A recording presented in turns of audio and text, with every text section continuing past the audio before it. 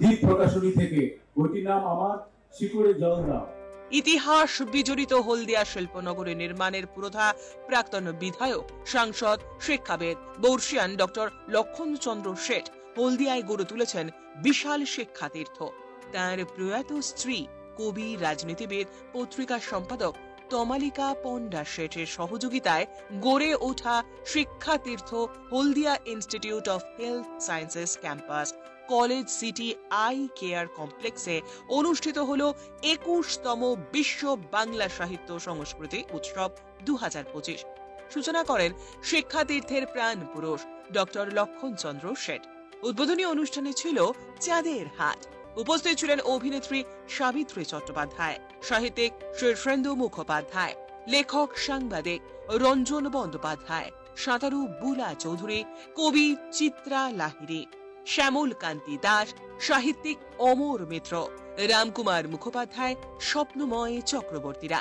3 দিন সাংস্কৃতিক অনুষ্ঠানে সঙ্গীত পরিবেশন করে ডিঙা, প্রাদেশিক অসমীয়া নৃত্য, ক্যাকটাস, পূর্বাঞ্চল সাংস্কৃতিক কেন্দ্র এবং লোকশিল্পী স্বপন বসু।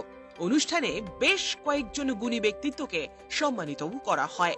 ডক্টর লক্ষণচন্দ্র শেঠ বলেন, সমাজ গঠনে বৈপ্লবিক ভূমিকা থাকে জাতির শিক্ষা ও সংস্কৃতিতে।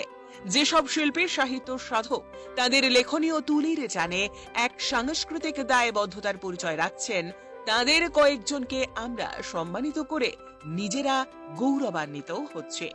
সাহিত্য কবিতা উৎসব শুরু হয়েছে এক সুন্দর পরিবেশে।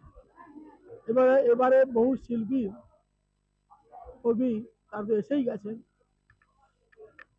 শুরু হয়ে গেছে আমাদের বিশ্ব বাংলা সাহিত্য ও সংস্কৃতি উৎসব, এবং আমি মনে করি এর মধ্য থেকে হারিয়ে যাওয়া বহু শিল্পীকে আমরা খুঁজে পাবো।